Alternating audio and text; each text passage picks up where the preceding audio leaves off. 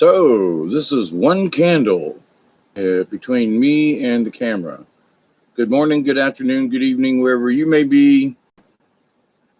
I am your humble host, David Null, and I'm doing a candle test with the camera to see, whether or not my pretty little face shows up enough for the for the video. Like you guys really need to see me, but it's more about the flicker of the candle, and I just wanted to see. I got another light over here I can turn on, but I wanted to see what the effects are going to be with the camera and everything. And Med, who? Metazazel. Melazazel? Is that a T or an L? My eyes are getting foggy sometimes. Blessings to you. G Ant. I love it. Hi there. Um, I can't really tell. It's one candle, and this is just a test. Just fooling around, trying to get ready, kind of thing. So this is my candle that I'm proposing to use for Saturday night. And I was just kind of curious. I got fans on, and it's really hot and humid down here, and it's like okie doke.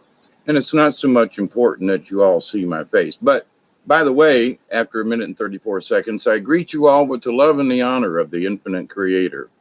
And I continue to pray that each and every day, each and every one of you will learn to accept, receive, and share the knowledge, the wisdom, and the healing from the universe. So anyway, this is just a short little test. I'm kind of experimenting to see like where the camera should be. That almost seems appropriate right there. Can you see me at all? I mean, I see a sort of a thing, and it's not that it's that important for y'all to see me, but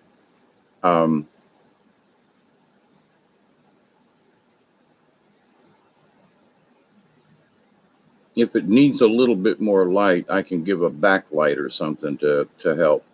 But if y'all gonna be meditating, you shouldn't be looking at my ugly mug anyway. So with that said, I have meditated a lot more today on this idea of the candle meditation, and the fact that as everyone participates, that it will become more of a ceremony, if you will, a candle ceremony. Although I'm not changing the name. This is a candle meditation, and that's its original intent. But with adding sage and whatever somebody else might have, it be incense or whatever, having a single candle. So I'm going to give a little heads up about the candle a little bit, give a little bit more of see, I got the fans on. I don't know where that little breeze just came from, but the candle just went wacko. Let me put my glasses on. What'd you say?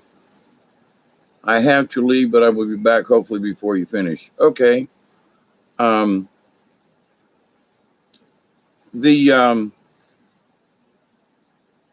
premise of the candle is, and the art of meditating with a candle, is to have everything else dark as much as possible.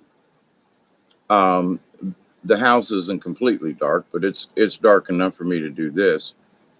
And so with the candle, what you want to do is that you want to have it close enough to you, not that you blow it out like I almost did. If we go dark for a second, I blew the candle out by accident.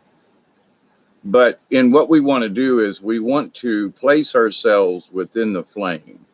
So we start out with looking at it, and if we can see, if the candle is close enough to us, that we can see the light with our eyes closed through our eyelids.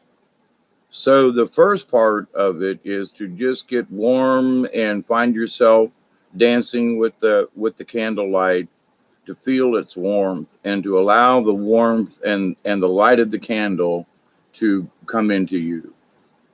Now, flame, fire, all that kind of stuff is in and of itself is a ritual. So me burning this candle is a ritual because I had to strike a match and light it. You understand? So there is a, even though it's just a matter of I'm lighting the candle, what are you lighting the candle for? Well, I like candlelight, and candlelight is soft. It helps me get in the mood. So see, there is intent there. So by lighting a candle for whatever reason, it's still a it's still in a way not necessarily a ritual, but a ceremony. Okay, I'm sitting here talking in the dark, it seems like. So, but anyway, with the candlelight, what you want to do is, as you look at the candle, you just want to feel the warmth of the candle, and the candle represents sunlight. It represents the light of the universe. It represents our spirit. So the light of the candle is just not for light, for this purpose. So the nice warm yellow glowish kind of thing, you just want to feel bathed in it. So if the room is dark, darker, as dark as possible, then you get the full benefit of the candle light because it's the only light in the room. And therefore, as your eyes adjust and everything, you will, you can expand with your senses.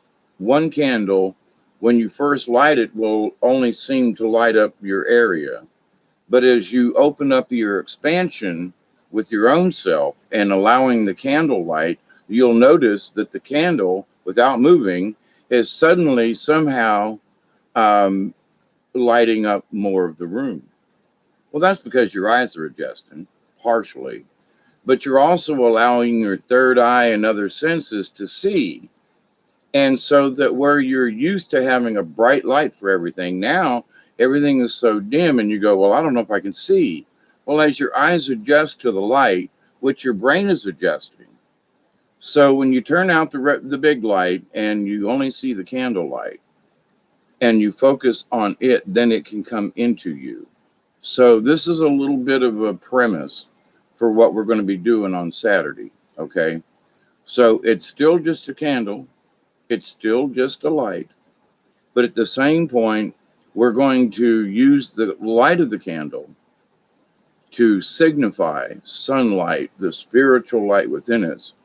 And so in our imagination, we're going to say the candle is the light of us. And so we look at the candle, and as we meditate and close our eyes, because the purpose of this is to try to see the candle with your eyes closed. Now, it takes practice, but the thing is that if you allow yourself to do it, you're not putting yourself to sleep. It's sort of a hypnosis, self-hypnosis kind of thing, in that you want the light, you want to be able to feel the light of the candle, which is representative of the energy of the universe. Okay, so the candle is just a representative of, I'm allowing the light of the candle to enter me. I'm allowing the light of the candle to wash over my face and to feel it. And in essence, what you're asking is, it's the light of the universe. Okay, but the candle is the method. So in thinking about this, the candle represents the light of the universe and our spirits. So it's just a representation. But in the meditation, you realize that I'm wishing and wanting to know more about the universe. That's my meditation. That's my prayer. And so the light of the universe, the light of the galaxies, the light of the stars, I'm using the light of the candle to wash over me and to help me to see the light of the universe. Yeah, okay, maybe it's a stretch. But the biggest thing is that it allows you to focus on something. And right now I got an upstairs fan on, and it's just playing craziness with this candle. But I don't have to have a candle necessarily for y'all to do the candle ceremony. So, but I just wanted to see how it was going to react and where I could put it here around the computer and I can move the camera around. So it's like, well, this seems to work the best under the circumstances. So not much else to say other than I'm getting ready and preparing meditation wise. And my drum has dried out. I have to find the beater. And it was outside earlier, and I'll probably, after this video, I'll probably go back outside. And it's about 2:30 in the morning here, Eastern Daylight. 1:30 my time, but that's Central Time. But I was outside and watching the stars and watching the moon rise and meditating on for tomorrow night. In that, with all the people within the group and everything, what just listening, what is the general intent? I'm like, okay, so how does everybody feel about this? Is this like a bunch of craziness, or am I really going to do this? Doing it with some people in a room is one thing, or out by a campfire, but doing it over the internet, I got to say, this is really new for me in all my old age and of doing things. But I'm having faith in that. I'm asking the universe, allow this to happen. And without any particular expectations, I'm just asking Bob and the internet and the candle and the camera and my voice and the truth to come through, in that as quote the leader of the of the meditation, that it will benefit those who are meditating. That's my biggest intent. So, but in my curiosity about other folks, and it's just my curiosity, is, well, how are, is somebody else going to be like, well, I think I'm going to think like this. And I know we don't all think alike.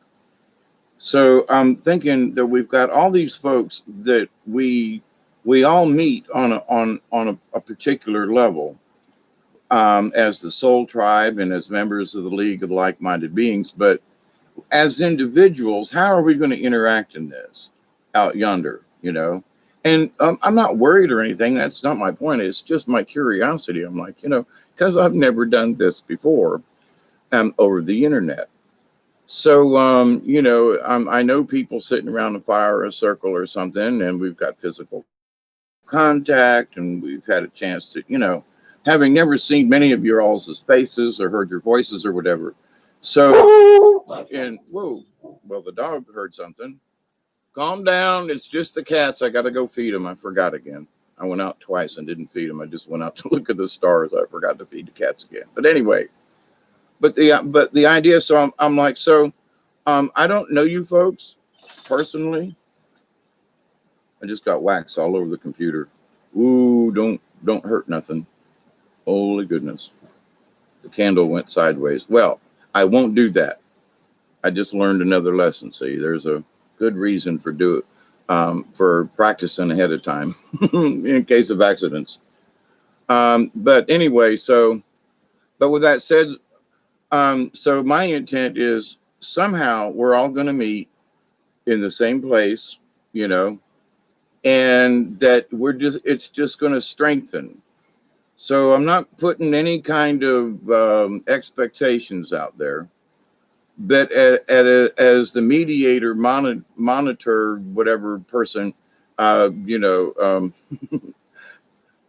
counselor for this event, that, there has to be sort of like a back plan. Anybody that just walks out there and just says, well, I don't know what I'm doing.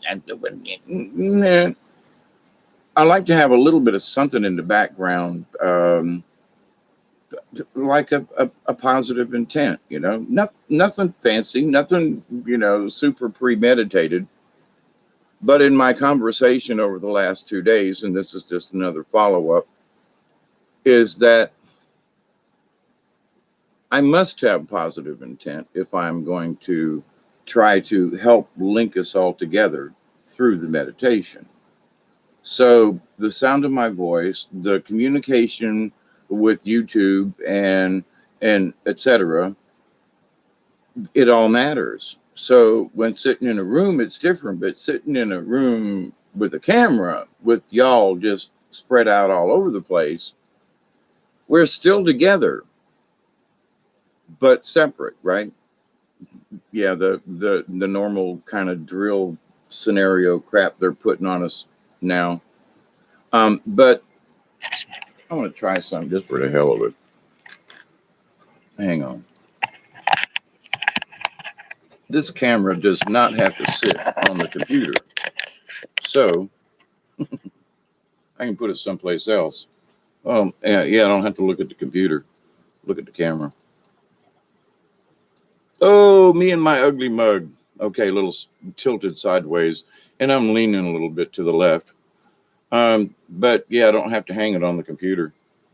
Anyway, so the idea though that with everybody participating, if it's just 3, 4, 5, whoever participates, the idea though that I've not met you before, so trying to bring our minds together with the conversation. I can look around the room or look around the circle and see how people are reacting and kind of get a general feel for the room, if you will. But I'm just going to be looking at this camera and imagining y'all out there in the real world kind of thing. So, we all are together in this, but like I say, at the same point, I'm used to doing things like, things like this, very personally. So reaching out to everybody in the cosmos without meeting you personally is it's different. So my prayers to the universe, and I'm going to go back outside and meditate some more on this. I just want clarity, and I just want to make sure that if there's anything special I need to think like, or a frequency that I need to try to achieve, so that when we start the meditation, that somehow my energy then will be transferred down the wire, and also into the ether, so that this idea that I would normally do with people together, we can kind of feel the vibration of the room. And so if there needs to be a little bit more calming, then I can kind of feel that when in person. But because we're all separated by distance, I don't necessarily have that particular luxury that I'm accustomed to. So this is not a complaint, it's an observation. And on my part, y'all asked for this, and I've thought about it, and I could just say no, but that would defeat the whole purpose of trying to teach. But from my standpoint, as far as the meditation itself is concerned, being at a distance, well, I've just mentioned a couple of the reasons why I'm just like, well, this is just so different. And how do I know if the people in the room are relaxing, and how, because I really don't want everybody participating and typing in the chat. That's going to really kind of, defeat the purpose of wanting to meditate if you're having to pay attention and typing in the chat. So you can't have both. So when we start the meditation, for sure, everybody's got to just quit. You're just going to have to say whatever it is and then shut up in the chat. I'm not trying to be rude, but, just shut it down. Just don't do anything. Become part of the meditation. Because anything that you type or anything will be breaking the concentration of the others, whether they want to look at the screen or not. But everybody's going to have the tendency. I will warn you ahead of time, if those of you are watching or watch this before the thing, you will want to look to see if anybody else is in the chat. You will want to open your eyes to see what's going on. And in this particular instance, you got to stay focused. Now, it's going to be more difficult as a live stream thing because you want to participate, but you have to understand that our participation is going to be up here. It's not going to be typing. It's going to be this up here and the connection to the universe, because that's, for me, that's the whole purpose of that. As I described yesterday, the purpose and the intent of the meditation is for us to learn to become more connected, to strengthen our bonds and to strengthen that. So, in thinking about this and meditating on it, I'm like, well, this is just so different than what I'm used to, as far as, like I said, having people in the room and kind of being able to gauge or actually feel the if people are relaxed or still too tense or whatever like that. And too tense, never mind. If I had 2 tents, I could go camping. Anyway, there was an old joke about running around through some of the crazy people. If you get 2 tents, go camping. And you go, what? Well, because they'd always give you a pill in the mental institute. And, and if you get 2 tents, then go camping. If you get 2 tents inside, then and it really it actually it's funny, it's a tee humorous, but at the same time it's really kind of true, because if you are 2 tents inside and you've got the shakes or you're having a nervous breakdown or whatever, the probably what you do need is to go camping, whether inside your head or physically or whatever. Anyway, trying to explain a dead gum joke. How about that, miss?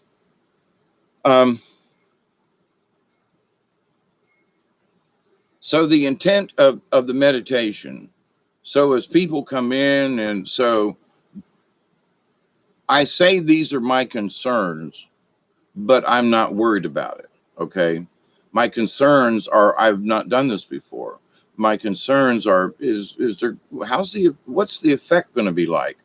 Not whether or not there's going to be an effect. It's just like, I wonder what this is going to feel like, with a room full of people, you can go, well, I can feel the love kind of thing. So because everyone is, we're all miles apart from each other, one another, we're only a thought away. And I understand that. So this is, for me, this is going to be an interesting experiment for myself as a shaman in training, and as a meditation mediator. Okay, I'm not really a leader, but I'm the meditation mediator. So I'm going to take you on a little journey of light and candlelight, and hopefully, whether or not we're actually in a room together, we are together. We are the soul tribe. And so for 20 minutes, from like 12:30 to 12:45, I'll let you know by the time, because I'll have to be the one that's kind of sort of moderating things. But at the same time, I want to be meditating so that I'm not distracted with the chat or with whether or not the camera's working or anything like that, right? So I'm kind of practicing. I got the camera sitting over here, and computer's over here where I'm normally looking at the computer. So anyway, I'm changing things up because I want to be more, I always try to be personable, but with a meditation, in that there is a cadence of the voice.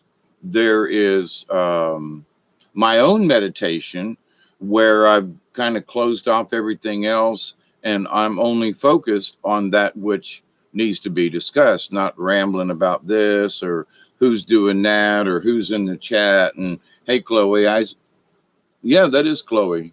And Julie, hi, how are you? If you're still there, 5 for 5, man. 100% likes for folks in the chat. I mean, thumbs up. Oh, wait, camera's over here. I keep looking over everybody. I got the camera over here in the computer. Anyway. So, but with the meditation though, so one of the things that we all need is understand we're not all sitting in the same room together, but we are.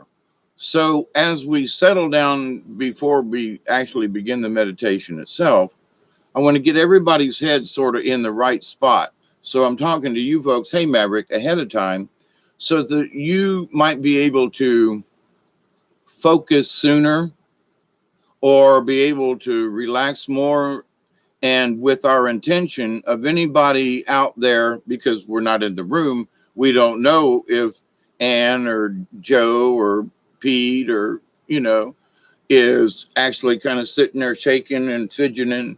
We don't know that, see? But we can make sure that our energies are our own as we reach out to other folk.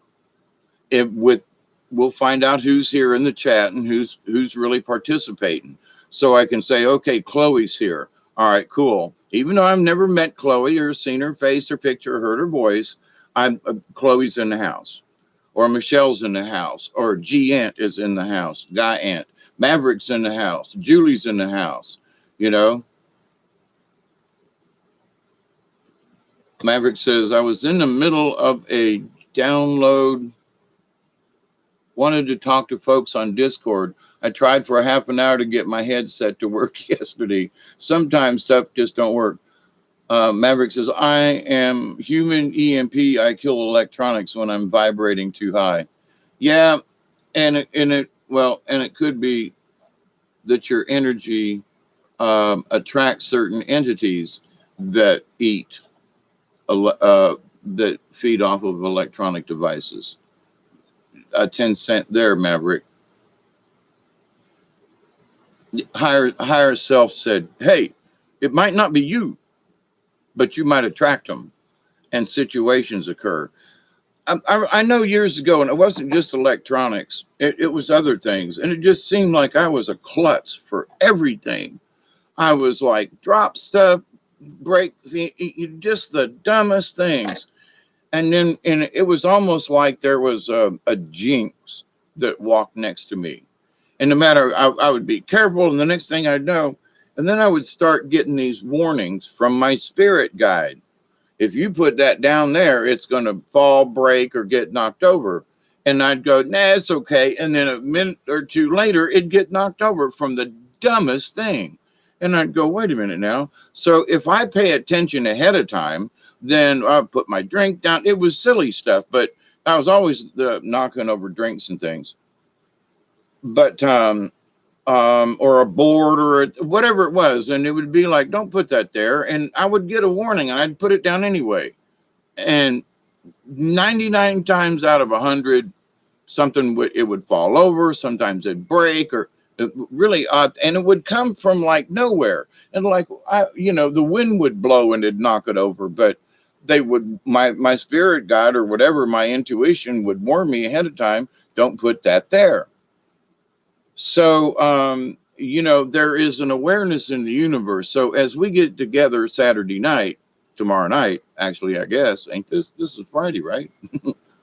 24 hours, more or less, 23 hours. And anyway, but so as we just collectively, okay, Chloe's in the house, and hey, Delaney, how are you? Maverick's in the house, so as we just see who's there, then we just leave the chat alone, and we just know that these people are with us. We have to trust that we're all going to do the same thing. We're not going to look in the chat. We're not going to type. We're just going to focus on the candle, or just sit quietly. It doesn't have to be a candle. This is just, but the candle does represent the light of the universe in so many ways. And so I'll go through that in the preliminary, as I'm doing here, in case other folks don't get a chance to watch this video. But I'm giving some of y'all a heads up. And, I said I would on Wednesday night, yesterday I did one, and now I'm doing this one about the candle test. But in this, though, there were the candle test for yourself. If you got a chance and can sit in the room for 5 or 10 minutes with the candle in a dark room, go in the bathroom and light a candle and shut the door. Most people's bathrooms can get fairly dark, and just look at the light for a few minutes and just understand that what we're going to do is we're just going to expand that candlelight, and we're going to, because we can see it and feel it, we can learn how to expand that light around us and how we become surrounded by the golden light. Now, there are a lot of people who meditate and they talk about the golden light and how you see it here and everything. I can't do that. I can visualize it better now, but I've been at this for 55 years. And so, okay, 53 years. But anyway, the idea, though, that once we set our intent and once we allow, you'd be surprised. I mean, I have been. That's why the candle always worked for me, in that I may not be able to envision it, but the candle is all of these things. And I learned back in the late 60s about this technique for using a candle. And Wiccans will use it, and other folks will use the candle. The Catholic Church uses candles everywhere, And so I used to meditate on candles back when I was having my conversations with Mother Mary and the goddess back in the day. So I'm watching the candle and meditating in the church and praying, and I get a vision of the goddess, right? Who helped me through and kept me from killing myself so I could be here now to provide this service.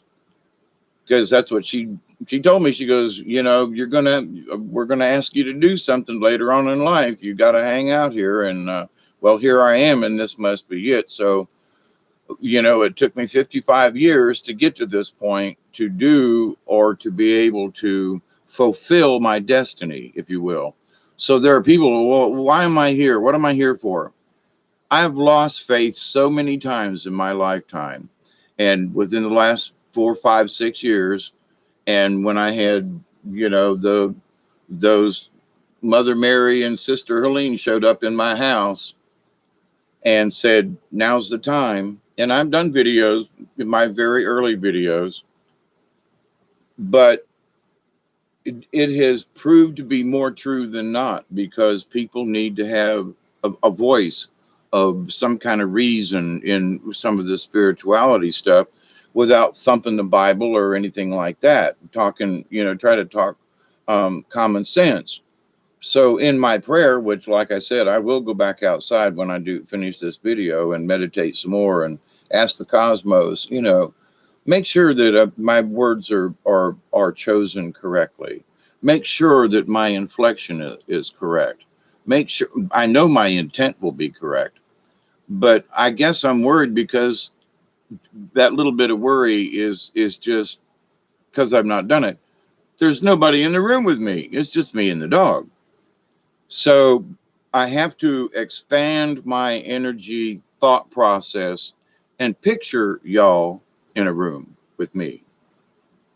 So, and that may be something that is part of what we do tomorrow night, is we close our eyes and picture Chloe and Delaney and Maverick in the room with us.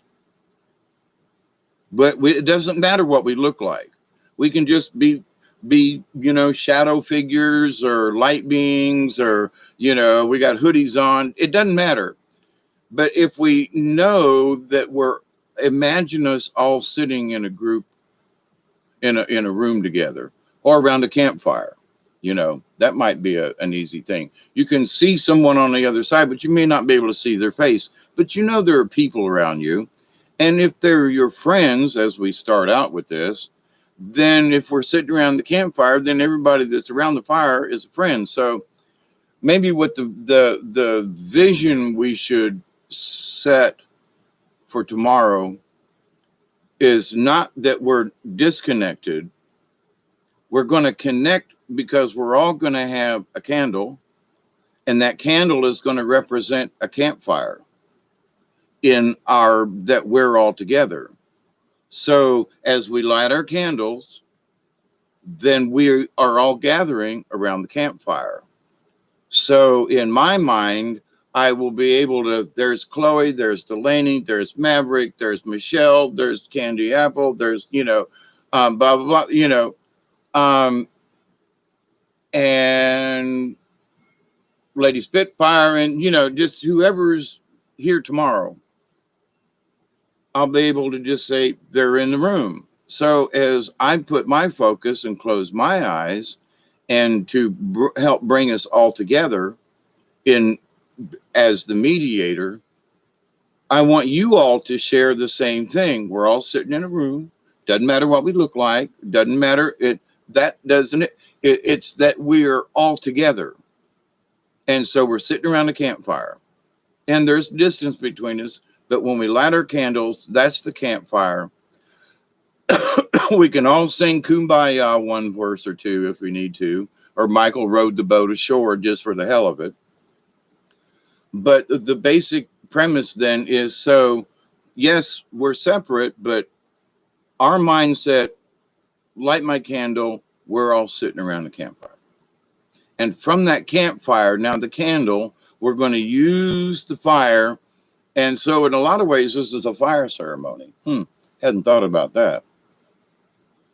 And there are certain rules and regulations for fire ceremonies, but I'm more of how do we all feel that we're included? So by visuals, that we're all lighting the candle, sitting around the campfire kind of thing, in that we're together. And, that helps me to visualize, that we're all kind of linking arms, or maybe we're doing the hand thing during a seance, which this ain't. But so I just want to pass this my thoughts on to y'all as to how my thought process is progressing with this, and the fact that I am taking this very, very, very, very seriously. This is not some, oh, we're all going to get together and we're going to do it. No, I'm considering this a really serious, especially for me as a first time event in this. I could do something and do a video, but to include other people to join me with this, that we're asking the universe and the cosmos to kind of bend to our will, if you will. And that's not actually what it is. We're asking the universe to allow us to feel each other participate. How about that one? Can you feel, I know many of you say, well, I can feel the energy and I can feel the love. That's what we're going for, right? So, but we're all going to go we're sitting around the campfire, light our candles, and meditate for 15 or 20. Anything more than that is really too long. Now, you can do it longer on your own, but for this circumstance, 15 minutes is, I'm pretty much going to call it on that. Because you can always go back and you can always do it again. But for these intents and purposes, I want to make sure that our intent is simple and pure and to the point. If you linger too long, sometimes it loses its magic, or it loses its oomph. Better to just go ahead and just give it 15 good minutes and then calm down. And the other thing is, I want to have enough time to see what some of y'all's reactions are. Not that I'm on a time thingy, but I'm thinking in an hour, hour and a half. You know me, I'll go 2.5 if you let me. But to just see what y'all are up to, see how it affected you. And we can do a follow-up on Sunday, possibly, to have you all have a day to be able to mull over whatever it is may or may not have happened tomorrow night. So, but anyway, I just wanted to touch base with y'all, and just say it feels weird having the camera over here and the computer's over here. Let me move this slightly over here so I can look at the. Let me read some of y'all's posts. So I invite you. Maverick says it's going to be just fine. This is going to be great, and no bit of thinking is going to change that love this soul tribe goal to be part of this wonderful experience. I agree with you, Maverick, and it's not that I'm concerned, but as a mediator of other types of meditations and campfire things, and and I have conducted. Way back in the day, there were folks who wanted to try mushrooms, and I'd say, okay, I will be your guide. And so there are quite a few people over the years I've had the opportunity to be the, I hate to use the word spiritual guide, but guide in the either world to keep them connected while they were out tripping their wazoozies off. And, and some of the folks have called me back and were like, man, you really taught me a lot. I know I don't call you or whatever, but my almost grandson, Big John, he calls me up periodically and says, Pops, he's probably thinking about me right now. He said, Pops, I think about you all the times and the things that you taught me. And he goes, there are so many people that I know that just don't have a clue and about simple ceremony and staying, tuned to the universe. And he's an EMT. God bless him. He saves people's lives all the time. And what a wonderful profession, but also difficult and hard. And, the fact that I've been able to sit with, my friend and brother, Big John. And it just warms the cockles of my heart, to when he calls and says, I've been thinking about you. I just thank you, thank you, universe. That's a gold star. When somebody calls and or sends me a message and goes, been wondering how you've been doing. I hope you're okay. But they're like, really? You were thinking about me? Holy crap. I'm this old hermit down here in the woods and you thought about me? That's a big deal to me. So, because in a lot of ways, there are times when we just feel that nobody's thinking, nobody cares, nobody likes me. Everybody hates me. I'm going to eat some worms. You know how that goes.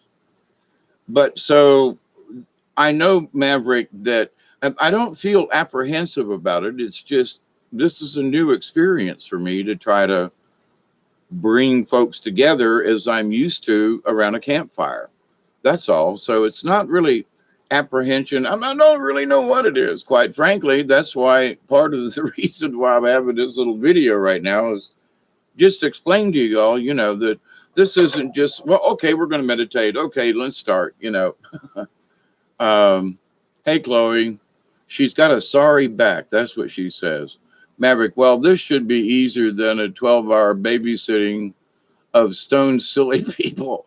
Not just stone, Maverick, but high on mushrooms.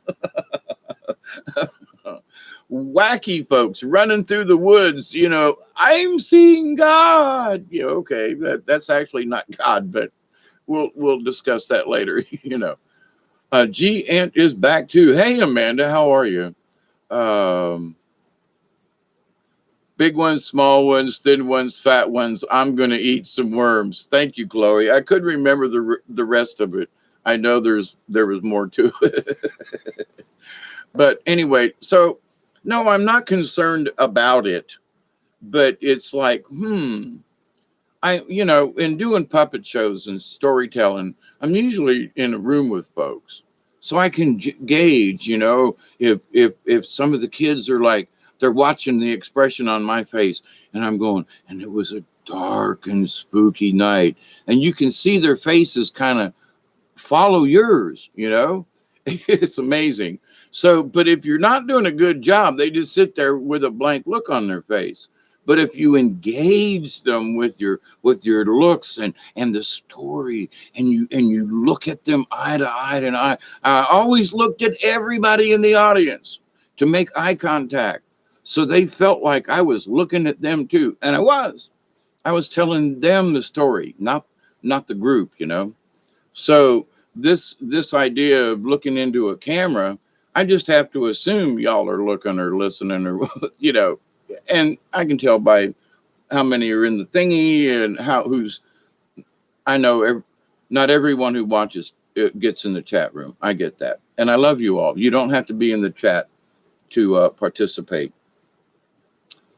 So, but anyway, I think it's a great thing that we do. And thinking sometimes, you know, there are some folks who would like, well, there are those who say, well, Dave, you know, who the hell gave you the right to call yourself a shaman? And I go, in training, you know, well, what does that mean? No, you are calling me a shaman. I've never said I was a shaman. I said I was a shaman in training. There's a big difference. I mean, you know, I would not call myself a master carpenter without having 20 years experience and being able to build houses and or furniture or whatever, or being an electrician or whatever. So the idea, though, that, you know, you are an apprentice, but at the moment, I don't have a master shaman or a true shaman, although I have studied under them. Well, beside them, actually. But the idea, though, that I am as skilled as they were, I'm not sure if they still are. Several of them were quite old, and I'll be 68. So, you know, they had me by 10 years. So there are some of them that could still be around. But, you know, I know this one gentleman from Pine Ridge, the Lakota Nation. And, you know, he was 72, 35, something like that, 15 years ago. So he could still be around, and he was a descendant of Crazy Horse and looked like Crazy Horse. Oh, my God. But anyway, so the stories and the legends and the things, but it's with our intent. And one of the things that he told me about my doing the puppet shows and the storytelling, he said, you have a way to be able to reach people and to be able to tell the story where they can get something out of it.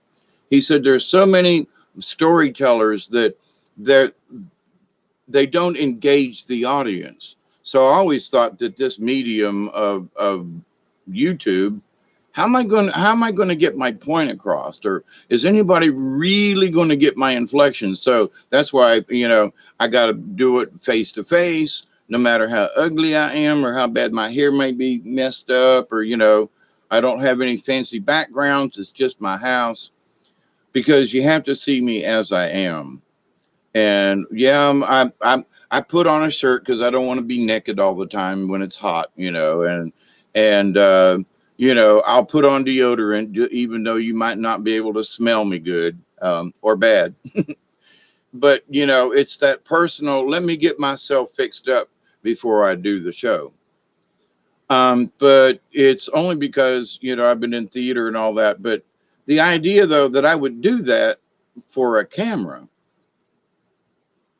and I do, you know, go comb my hair and, you know, and shave and everything. But you're going to be on a camera, but it doesn't matter. I still want to put my best foot forward, kind of thing. So my intent with what I do, obviously, because I started out with like 5 people as subscribers, and I'm over 400 now, and 2 more new subscribers within the last couple of days. Thank you all very much. So thank you for being a part of this group. And I will continue, say that 3 times, continue to find things and topics that will be useful in your lives. I know they're useful in mine, but I'm here for another purpose. So the idea of me being a shaman, I'm a shaman in training, so I know some outlines. So I understand certain things that other people have not been used to. I'm not in any way, nor have I ever advocated that I am a cult leader or anything like that. That ain't true. But at the same time, I feel very humble that you all look up to me in the way that you do, that you trust me enough to do a meditation, a group meditation, or that you allow me to pull cards. And they're telling me I need to shuffle the deck and pull a card tonight before I leave here. So let me, this was not planned. Let me shuffle the deck here. Oops, the camera's over here. Yeah, shuffling the deck.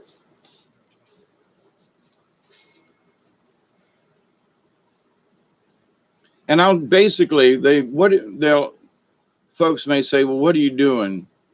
And my friend and I, when we play cards, I'll think on how many cards we need. So if we're playing a certain kind of game anyway, it's usually like 11 cards. So I'm going, so in order to pick, I would pick, okay, so 11 times 2 is 22 cards, and you got to have one to flip over. And so I don't think of the number so much, but I'll grab a hold of the deck and pull up the amount that I need. And this is where they said they wanted me to pull a card. And lo and behold, it's Crow. Not a clue, but I'll shuffle out the cards, and I'd be within 1 or 2 cards of having the 22, 23 cards for us to deal. So, and I've done it so many times, my friend Marza, she was there. What do you do that? Just to see if I can. But so it's, when I'm asking for whatever it is, and if I pull too many cards or it's the wrong one, I'll know, I'll drop a couple. And if I've dropped 1 or 2 or too many cards, I go, wait, hang on. Now I've still got the cards like this way. Then I'll go, hang on, let me get one. No, I got to pull 2 more back out of that. And sometimes it's amazing how close I get. I'm not like 10 cards off. I'm like off by 2. Okay. Maybe I'm usually have too many or have to pull 1 more, but it's astounding over the years how many times I get it right. So, but it's one of the little tricks you play. It's like being able to tell time without looking at the clock. These things keep your brain open to the universe. So let me put my glass on. Somebody new come in. Let's see, Chloe G. Ant, SD Montfort. Hola to you too as well, eh? So now I pulled, the number is 24, 24. So that's a 6 if you're counting that away. And it is Crow. And I almost opened it up to the right page, by the way. Here's the book.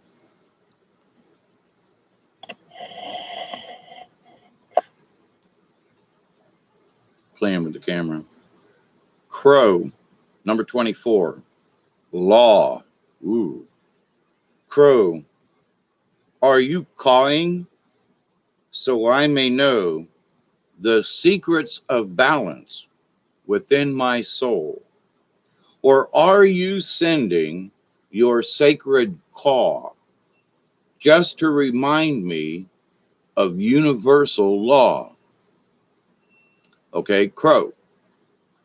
There is a medicine story that tells of Crow's fascination with her own shadow. She kept looking at it, scratching it, pecking at it, until her shadow woke up and became alive. Then Crow's shadow ate her. Crow is dead Crow now. Dead Crow is the left-handed guardian. If you look deeply into Crow's eye, you will have found the gateway to the supernatural. Now we're talking about connecting with the universe. Here we go, supernatural. Crow knows the unknowable mysteries of creation and is the keeper of all sacred law. How about that?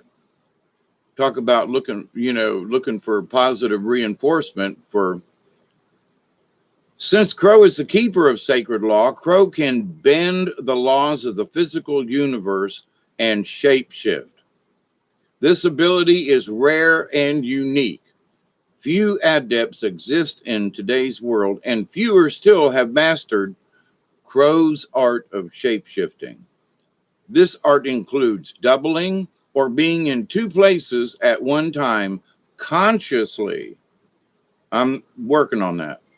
Taking on another's physical form, not so much that, and becoming the fly on the wall. Now that's remote viewing. So observe what is happening far away. Oh, I'm sorry, to observe what is happening far away. So Crow, let me read that part again because I was interjecting my own words. This art includes doubling or being in two places at one time consciously, taking on another physical form, and becoming the fly on the wall to observe what is happening far away. Remote viewing. The Europeans that came to Turtle Island were named the Boat People by Slow Turtle. Even with the knowledge of alchemy possessed by certain boat people, none had ever seen the powerful shape shifting of shamans who utilized Crow medicine. Many boat people were frightened by what appeared to be animals coming into their camps or dwellings to discern their medicine. Crow medicine people are masters of illusion. How about that? All sacred texts are under the protection of Crow.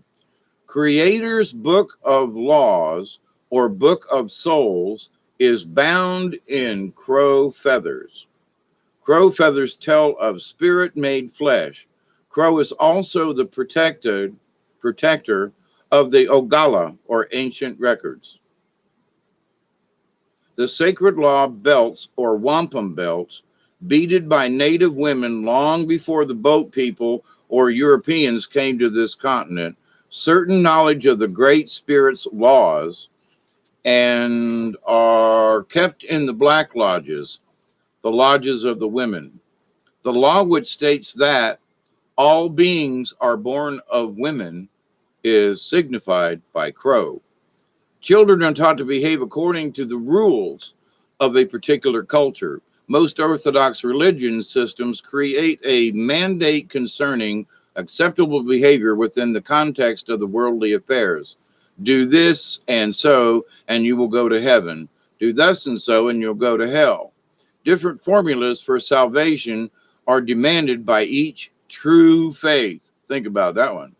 Human law is not the same as sacred law.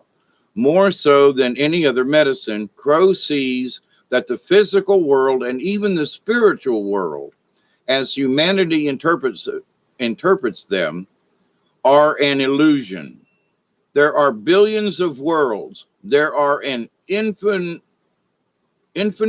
of creatures. Great Spirit is within all beings.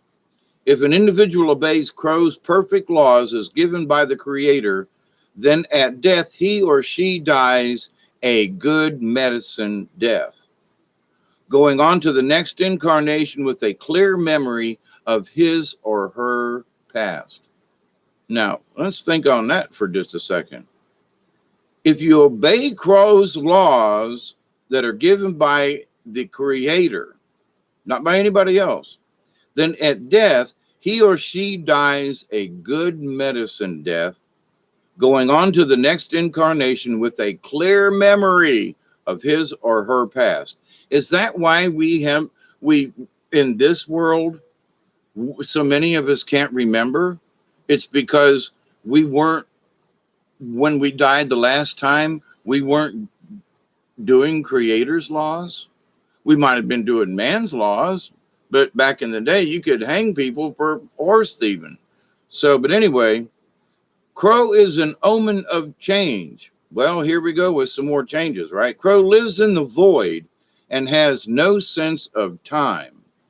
The ancient chiefs um, tell us that Crow sees simultaneously the three fates: past, present, and future.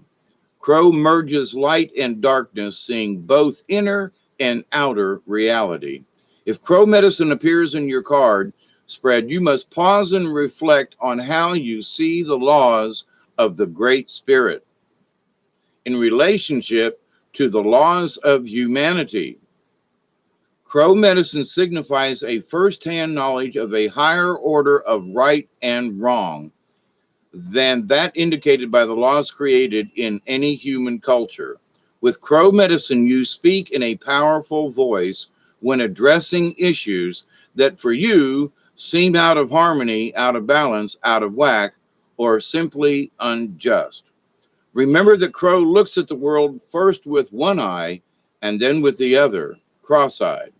In the Mayan culture, cross-eyeds had the privilege and duty of looking into the future.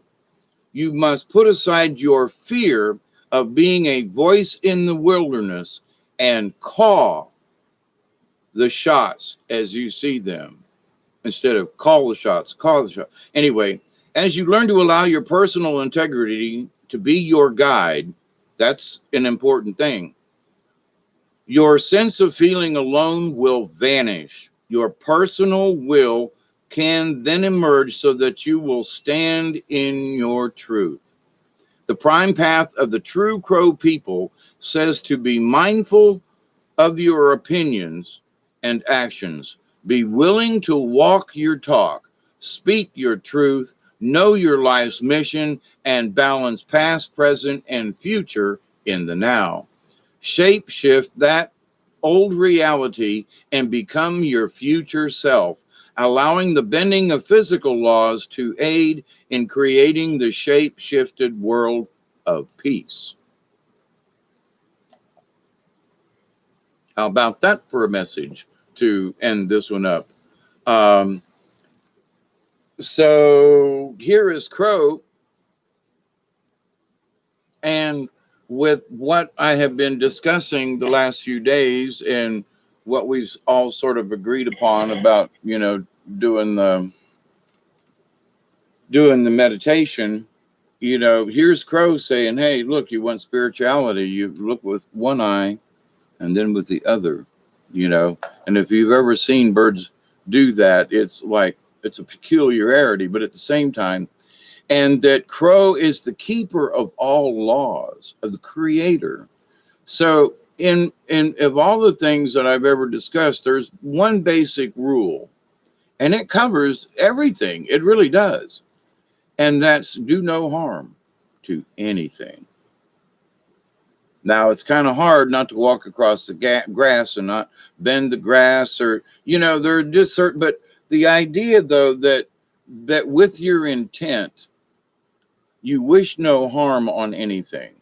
So that if we were so spiritual and our intent was so good and so strengthful in each of us, we would literally be able to walk above the grass and not hurt any plants or anything. So I don't know, quite a while back, I did a story about, the grass walker and how he had become so one with the grass that it held him and protected him and kept him warm and kept him cool. I mean, just, and the how the grass would part for him and lift him up, just amazing. But the idea, though, that one can be so in tune with it, your own natural resources. And I've had some strange things happen around down in the woods where could have fallen, could have this. And this is my anniversary of almost dying on the river 6 or 7 years ago. And so I think back and I go, I didn't have to survive that. And everything was against me. I mean, I had a big Mountain Dew, a 20-ounce Mountain Dew, and a jug of Gatorade. or Powerade. And that was it. I didn't have a canteen or anything. I mean, for 3 days, I should have been dead. But we make it through so many things, especially when we don't lose faith. Somehow I knew I was going to make it out of it, regardless of the heat, regardless of the issues. Somehow I just, I'm not going to die here. My little dog isn't going to let me. But there's just so much more to it. But if we give up, if we give in, if we just say, well, that's it, there is no hope, then we're sunk. But as long as we have hope and faith and the idea that I wish no harm on anything, somehow nature and things can work out because Mother Nature feels your intent. I mean, there have been times when people, with, shamans or medicine men who supposedly fell off a cliff or whatever, and were barely harmed because they felt like a bird. And, anyway, so to be as in touch with the universe, which is my reason, my intent for this meditation. And see, I started meditating on it 2 days ago, and I'm meditating on it with you all, and that this is my intent. Our meditation will help each one of us to feel more connected and even more closer than we do now. And how great would that be? I mean, I don't know. I'm just putting it out there, but I can't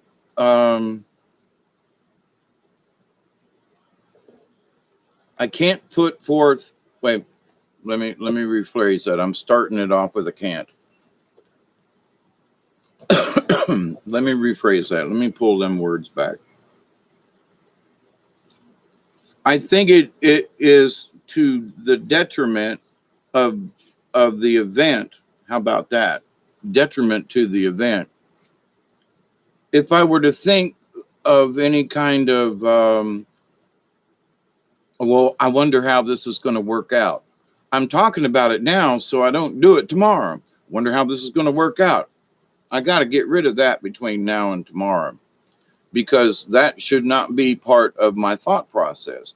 I wonder how this is going to work. No, that's going to steal my intent away. It's going to keep my focus from being focused. I'm just going to focus on the fact that regardless of how it turns out or how many people or whatever, my intent is going to be pure. And I'm assuming and hoping and praying that anybody else who joins in are going to feel the same. So I'm not going to worry about it. I can't worry about it. I can't think, well, Joe Blow over here just joined at the last minute and is ripping up the chat, wanting to know what the hell we're all doing, when if they'd paid attention, but to the point though, I can't think anywhere along those lines. I said can't, but that's after describing it. So I want to stay away from any of those thoughts that might interject to, keep my thoughts from being pure and keeping me from like being able to come out and shake hands with y'all in the ether, So we'll see. I just wanted to kind of talk this out, pull a card, and have a chat with y'all. Hi, Michelle. How are you? Maverick, let me put on my glasses and see what you got. Oh my God, it's been an hour already. Crap in a bag. Chloe, you're welcome, Maverick. Thank you, ST. Bless you back. Michelle, you're never late, but you always are. I'm kidding. I'm joking. But yeah, for tomorrow, it's been an hour. Holy crap. Anyway, I didn't sit down. It's very uncomfortable. This was just supposed to be a test to see how the candle looked. But here we are an hour later. So my friends, I love you. I do. We're going to reconvene tomorrow. If any of you have had a chance to watch this video before tomorrow, well, then a little heads up on what I'm going to talk about the first 30 minutes. And if it takes 35 minutes, okay. But I'm just saying, first 30 minutes, we're all going to get on the same wavelength line thingy, get our candles ready and all that kind of stuff. And then a good 15, 20-minute meditation. And then we're back out and let's chat and whatever. So that's how it's going to work out roughly tomorrow. 12 o'clock midnight, it'll be 11 o'clock Central Time. But and there sort of is a reason for picking towards the middle of the night, but it's not going to be everybody's midnight. So it's not really going to matter. But I wanted to put it at such a time that that folks in the UK and whatever, and the folks on the West Coast will have a chance. It'll still be light outside, for some of them folk. But so anyway, let me check one more time and see who's doing what in the chat room there. Oh, Truth in Me, I'm late. Has anybody? No, I haven't heard from Millie Cow, and I have sent my prayers out and wondering how Millie Cow was doing, actually. And he has crossed my mind several times. I'm a little.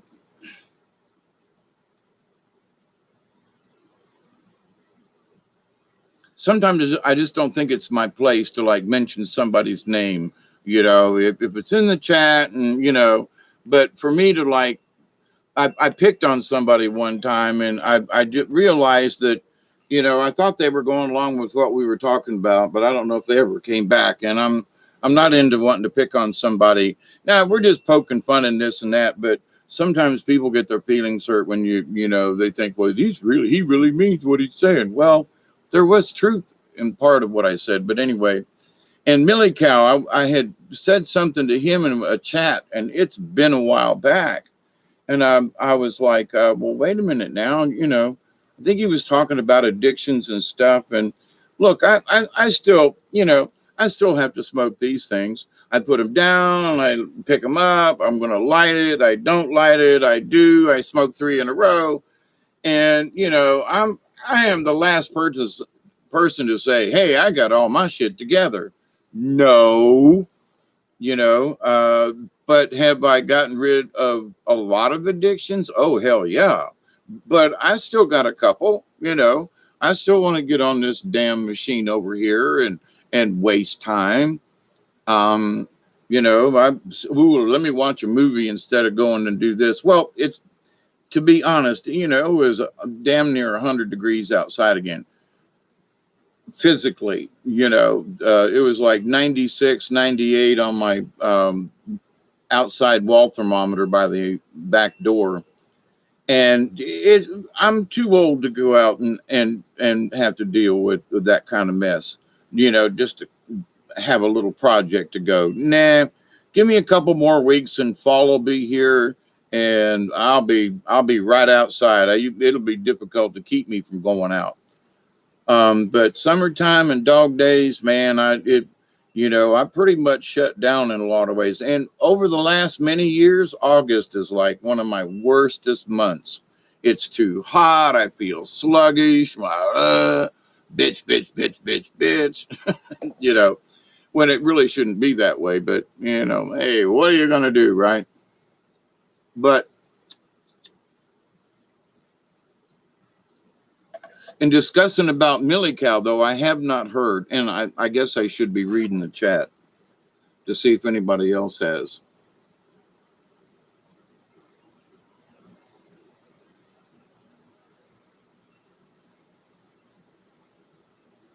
Truth.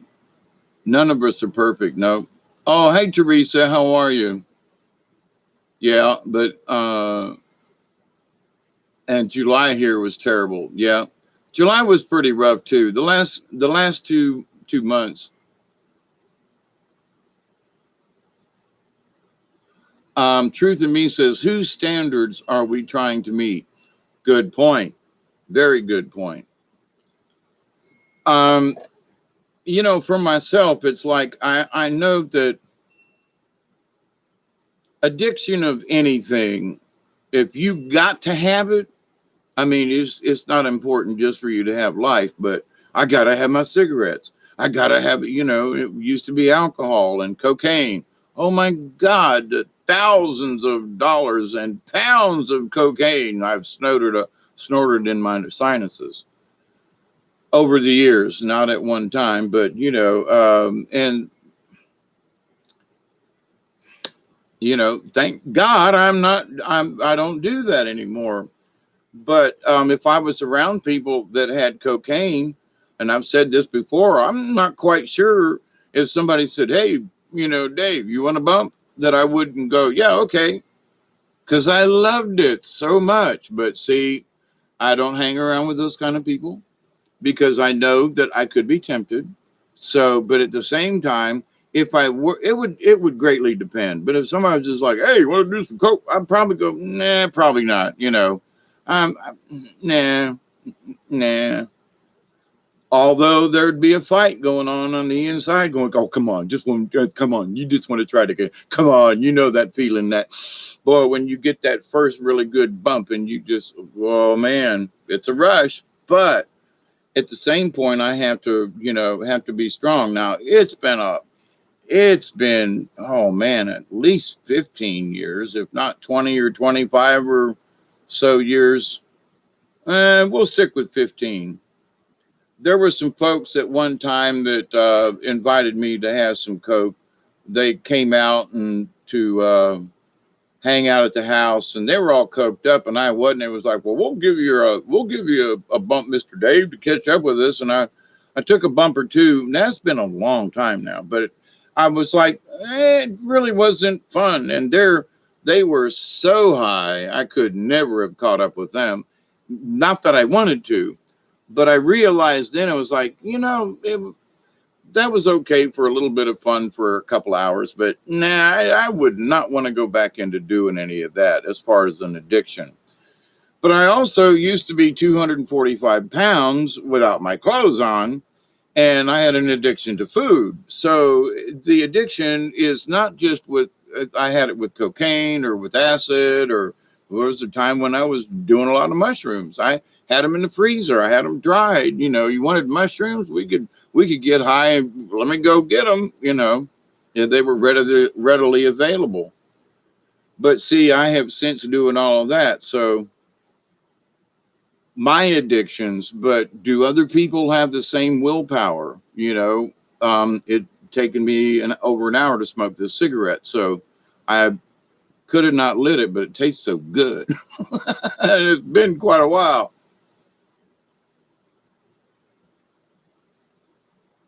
But see, I can make up excuses. Well, it's been an hour or two, and I could have smoked it an hour ago, but I didn't. And look at me now. So, but I have to be able to reward myself once in a while, and this is important. Listen, you didn't smoke one for 3 hours, so really enjoy this one. And not that I'm going to smoke two in a row, but you waited. Now, damn it, here's your prize. Versus, well, I only smoked one last hour, and I bought a pack of cigarettes yesterday and the damn pack's almost gone. And how many hours has it been? Well, that means I've been smoking one an hour even when I was asleep. Well, wait a minute. Now, how did I do that? Oh, that's because I'm smoking 2, 3, 4 cigarettes an hour. I mean, yeah, an hour. And during my sleep time, am I getting up and smoking? And I don't, but to the point though, we have to be able to say no to those outside stimuli.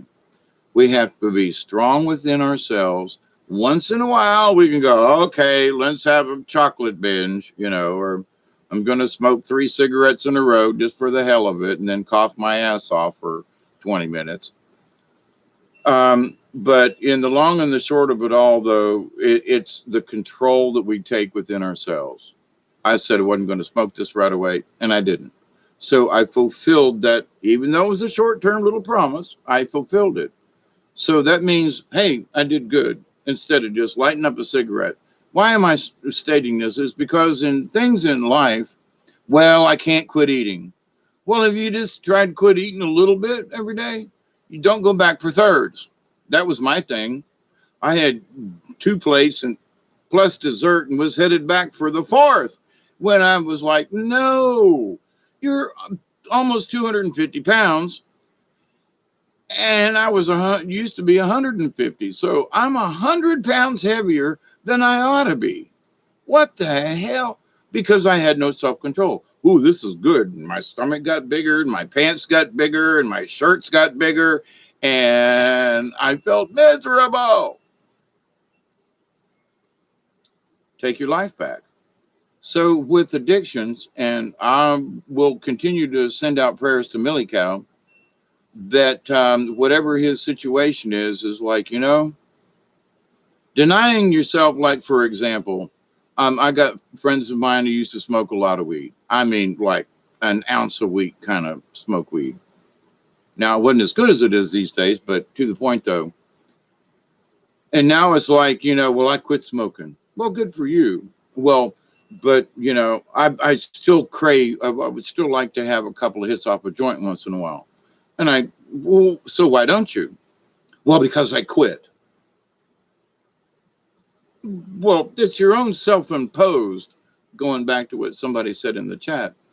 Whose rules are we going by? It's our own self-imposed. Well, if you were smoking too much and you were smoking an ounce of weed a week, that's a quarter pound a month, for God's sakes, You're what? So wait a minute. So maybe that was too much. But to deny yourself the benefits of taking a couple of hits of relaxing and for pain and joint or cannabinoids or eating, something with some can of butter on it, whatever, to say, well, no, I can't do that because I might get high. To me, it's just like you go from one extreme to the other. And Crow was talking about balance. So to say, well, I don't smoke weed all the time, or I don't drink all the time. I got a bottle of Jack Daniel's sitting right there. And that was one of my favorite drinks. They used to call me Happy Jack in the day.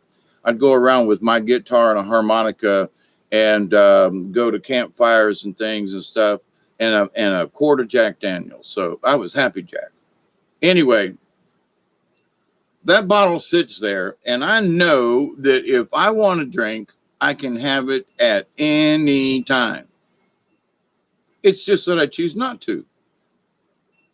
But if I wanted it, I'd go open it. I haven't even broke the seal on it. But if I want it, I'll go up and break that seal and have me a drink of Happy Jack and not think twice about it, because I know I'm not an alcoholic now. I know that if I had a drink of Jack, I would not fall back into the same thing. I just wouldn't. The whole drinking and being, oh no, ain't going back there. But to say that I could never, ever have another drink because I might become an alcoholic again, I can tell you right now, I could drink that whole bottle up. It's just a pint of Jack Daniels. But if I drank that whole pint, I'm not going back to being an alcoholic. Just ain't. I've learned from the past and all the years and all the money that I've wasted. But at the same time, I have enough confidence to say, if I want to drink, I can do it. And I'm okay with it. Period. So each of us has to find our own place in that. So, people have different areas, but addiction is a bitch. And we all face it in one way, shape, or form or another.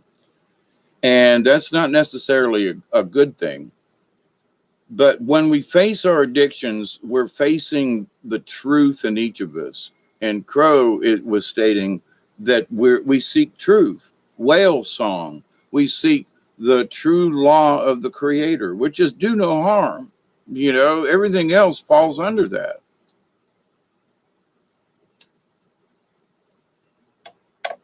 See, I almost let it go out and put it out. Anyway. But the idea, though, and there are some people, I gotta say, who are addicted to becoming spiritual. What? Yeah, this is going to be a topic for a whole nother day and a separate video. Now, they're addicted to finding it. They're addicted to, I'm going to be, well, okay. So, but I'm going to become a higher spirit. Good for you. No, I'm going to become we're going to, and all right, but then there's everyday stuff. Yeah, but I'm going to become a higher spirit. Okay. Just put it in the back of your head. I am a higher spiritual being, and I'm going to wake up from this dream one of these days. That's all. But when I wake up, I'm going to be my spirit again. I'm going to be the soul being. But I already am that. So to reach a higher spirit, to look and draw and read and do, and you can overdo it because then you're not listening to what's already within you that was in us when we were born, our soul contracts and everything. So this addiction to learning, there's nothing wrong with learning, but well, I can't get there unless I read another book, or I can't understand this until I read another book. Well, I can't do this until I read another book, or do another thing, or buy another crystal, or whatever. And that's an addiction in and of itself. And I'm not pointing any fingers at anybody. If anybody's out there going, "Is he talk about me?" No, maybe I am, but I'm not talking to you directly. Is you're the one? No, but there are folks out there who are so. It's like they're being too Christian all the time. Every time you see them, they got their Bible. Nothing wrong with that. But then they want to open it up and read you a passage. And you go, okay, fine. No, I got another one for you here. And John said, and blah, blah, blah. Okay, fine. Thank you very much. No. I'm here to save your soul. You can't save my soul. It's up to me. But I thank you for your concern. Well, I'm going to read the Bible to you and I'm going to save your soul. Wait a minute. These folks are they're addicted to it. If they can't be talking about it, then their life has no purpose. And there's just more to it than that. One is just to lead by example without saying a word. Silence is golden at times, and sometimes a whisper can be heard around the world. So, but with that though, with addictions and understanding and becoming who we are and being in tune with our natural with the universe, when we cloud ourselves with all these other things, we can't hear the universe that's always there. So anyway, enough yakking. Let me see. Truth in Me. Oh, y'all been chatting over here while I got the camera over here. So again, I ask if I am the only one that judges me whether or not I successfully did what I came here to do. I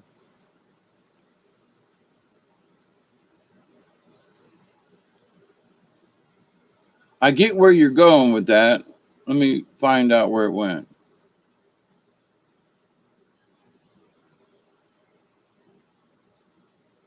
Teresa says, yes, we are now supposed to take care of the body, and yet I smoke. Yeah. Teresa said, I don't smoke weed anymore, but I would. I'm sorry, that's just part of me. But I thought that it is us whom only judge what we are doing. Well, and we can be our worst. We can be our worst enemies as to how we're judging ourselves. And one of the things that in that Truth in Me, the judging part, where's our yardstick? Like, well, you shouldn't have done that. Well, by whose standards? But see, that's how evil gets away. They say, well, so I hurt that person. Well, who cares? It's over with now. Blah, blah, blah, blah. Moving on, and they go hurt somebody else. Well, that there's a moral compass that some people I just don't have.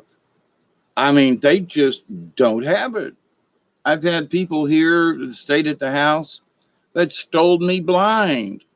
And I don't have anything, but they stole from me anyway and left me hanging out to dry, boy. And then turned around and would blame it. Well, it's your fault that I stole from you. What?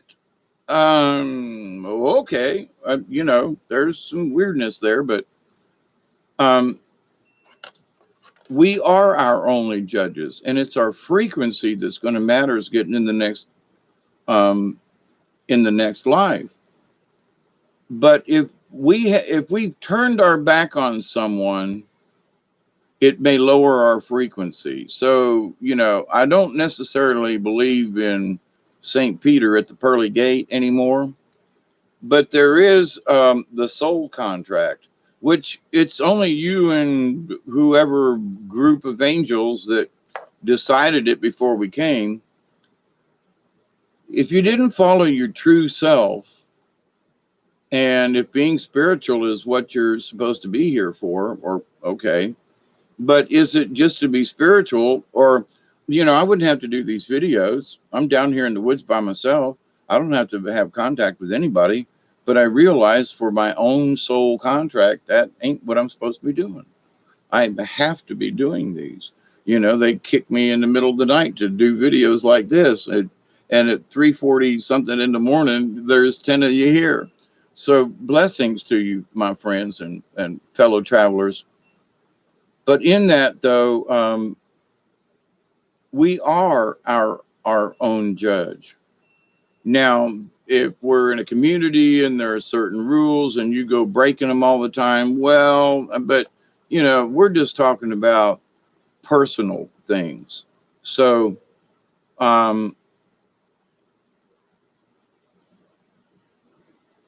Truth in Me says, so again, I ask if I am the only one that judges me, whether or not I am successful, did what I came here to do, then that is on me. This scrolling thing is a pain in the butt. I lost it last time. Maybe the lesson is not so hard on self when making choices. Yeah, I agree with you. And see, the choices that we make, my main thing is do no harm. So if I'm going to do something, is it going to harm anybody? Well, it may piss somebody off, but will it harm them? In other words, I don't know. If you're going fishing and you didn't invite your buddy, and then you find out later on, well, why didn't you call me? Well, you just might have wanted to go by yourself. But, is that necessarily wrong? But somebody can later on make you feel like you did something wrong when that wasn't your intent. Or now, if you promise somebody to take him fishing or whatever the next time you went and you didn't, then you broke a promise, and that's different. But if you just acted of your own and say, I think I'll go to the river or whatever, I'm going to go over here, and a buddy of yours or whatever says, well, why didn't you call me? I'd have went with, so there are those things. Did you do anything wrong? Well, somebody might make you think you did, but did you actually? Did you hurt their feelings? Well, I don't want to hurt anybody's feelings, but it sometimes you have to be careful when you're telling the truth. In that, I'm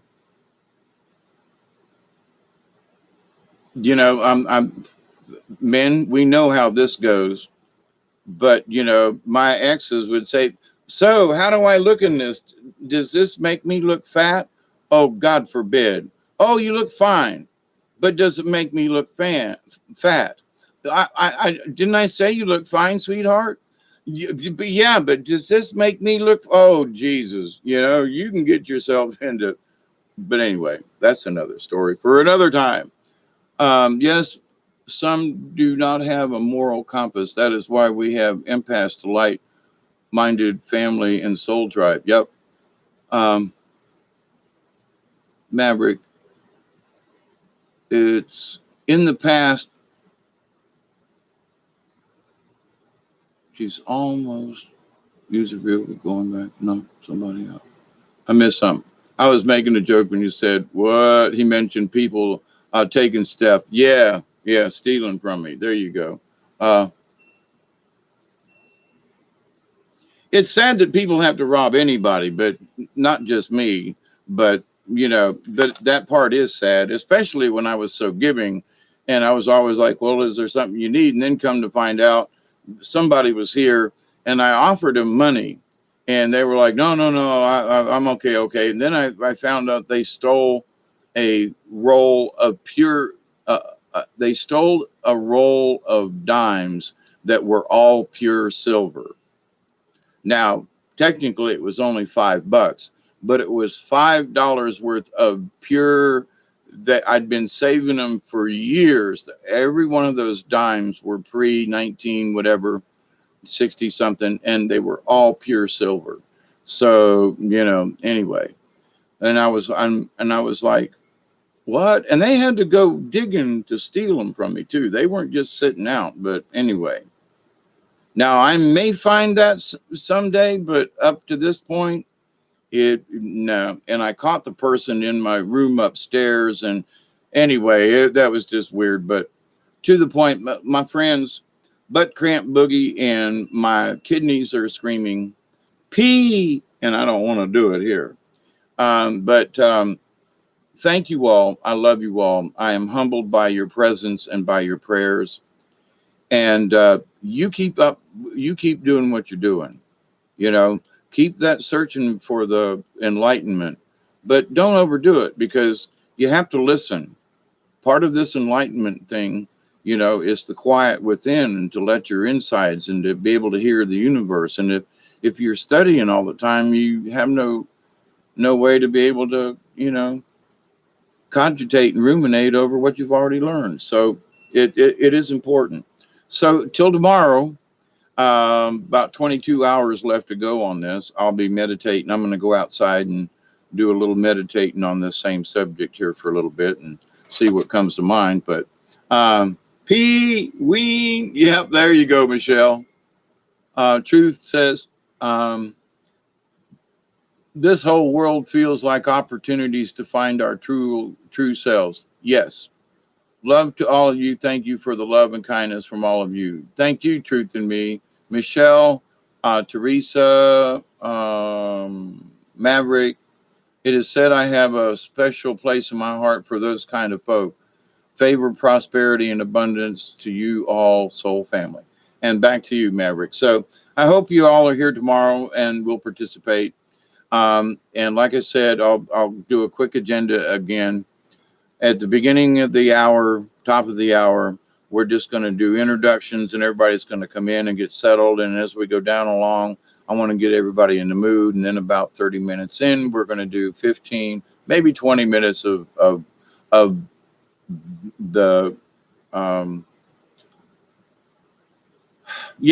that meditation. All other kind of words were going through my head with the word M in it. Mediation, and anyway, but and then we'll have a cool down afterwards and chat amongst ourselves. So I look forward to it. I'm going to go outside and do some more praying and more enlightenment to make sure that everything goes super well tomorrow.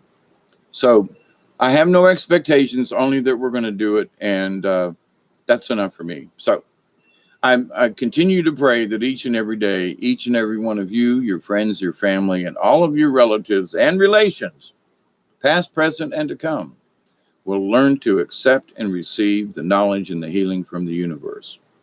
I continue to pray each and every day that each and every one of you will continue to learn to accept and receive the knowledge, the healing, and the wisdom of the universe.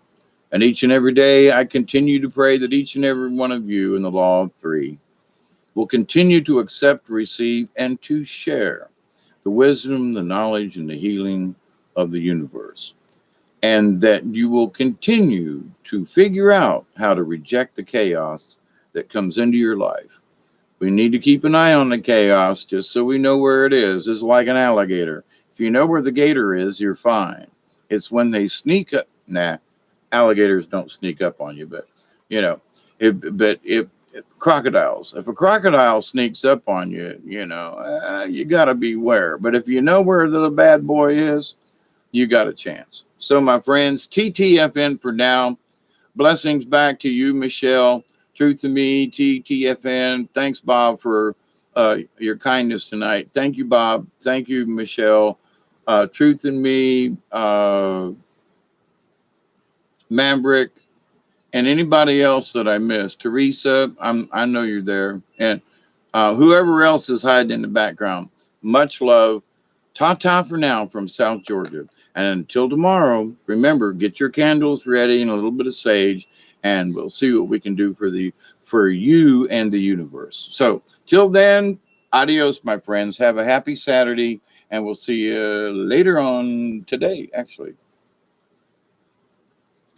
or tomorrow. We'll see. TTFN, my friends. Who's that in the background? I missed somebody. SD, thank you. Thank you for hanging out with us. Yes. Maverick, Michelle. All right. Peace out and wean yourself.